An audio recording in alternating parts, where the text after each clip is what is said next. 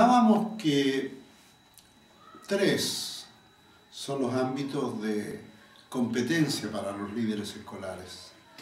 Hablábamos de articulación visionaria, de generar en los líderes escolares la capacidad de mostrar a partir de los dolores, las frustraciones de su comunidad, cuál es un sueño posible, un sueño al cual pueden ir llegando, abriendo paso a paso camino a las posibilidades, cambiando. Un segundo ámbito, dijimos, creación de confianza y de autoconfianza. Hicimos relación a este segundo ámbito señalando que la confianza y la autoconfianza se crean a partir de una coordinación impecable de las acciones que llevan a cabo los directivos, los directores, los docentes, la comunidad en general. Coordinación de acciones impecables para ir produciendo las acciones que día a día van conduciendo hacia el futuro. Decíamos que, dado que el futuro los seres humanos lo hemos construido desde que existimos como tales en este planeta, lo que se requiere para coordinar acciones de modo impecable es el dominio del lenguaje, de tener un lenguaje tal que posibilite que las cosas que hay que ir haciéndolas se hagan, que lo que tiene que ocurrir ocurra. Y eso ha sido así, decimos, históricamente, desde que el mundo es mundo, y es así también en todas las culturas. Por eso hablamos de ontología del lenguaje, a la ciencia que estudia estos temas. Y decimos que se coordinan acciones a través de 5 actos del habla. Estos actos del habla, a los que nos hemos referido largamente, son peticiones, ofertas, declaraciones, promesas y juicios. Decimos que los directores líderes que conocen, dominan, son claros, explícitos, se aseguran de que todo el mundo les entienda bien y además van anunciando sus logros, son los que van creando confianza de sus colaboradores en sí mismos y a su vez su comunidad escolar, al ver que van avanzando, generan autoconfianza de ellos en ellos mismos. Nos vamos a referir al tercer ámbito, al ámbito del diseño de situaciones en las que emergen emociones y estados de ánimos posibilitadores del cambio. ¿Por qué? Porque decimos que el liderazgo es un asunto de emociones, es un asunto de querer, es un asunto de estar derrotado y levantarse, es un asunto de ganas. Y, por lo tanto, es un asunto de emociones. Y decimos, por lo tanto, que los líderes y los líderes escolares tienen que tener una alta capacidad para diseñar situaciones en las que emerjan esos estados de ánimo. Nos vamos a referir ahora en particular a este tercer ámbito, emociones y estados de ánimo en el liderazgo educativo. ¿Qué es lo que sabemos de los líderes escolares y las emociones y los estados de ánimo? En primer lugar, los líderes en educación son competentes en reconocer los estados emocionales de sus colaboradores. En verdad, aquí no estoy diciendo nada extraordinario. Lo único que importa retener y recordar es que las emociones son parte fundamental de los seres humanos. Los seres humanos andamos permanentemente en el emocionar, andamos emocionándonos del día a la noche, día tras día. No dejamos de estar en el emocionar.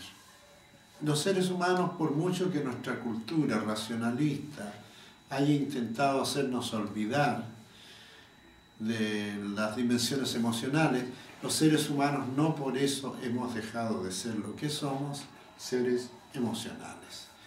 Y aunque se trató de expulsar a las emociones de las aulas por la puerta, tarde o temprano ellas terminaron por volver por la ventana y del peor modo. La única situación válida en la que los profesores, nuestros docentes de aula y nosotros mismos y los líderes reconocen hoy por hoy las las emociones es cuando se cometen faltas, es cuando los niños, niñas y jóvenes se portan mal, es cuando irrumpen, es cuando se golpean, es cuando se pelean entre ellos, es cuando no dejan de estar alterados. Y si bien es cierto que esa es una observación de las emociones válida, también es importante que los líderes reconozcan las otras emociones que también están en el aula. La motivación, las ganas, el interés, todo eso también es dimensión emocional. Los seres humanos somos seres emocionales por naturaleza. Andamos por el mundo lenguajeando y emocionándonos. Y muchas veces nosotros no reconocemos las emociones nuestras ni las de los otros.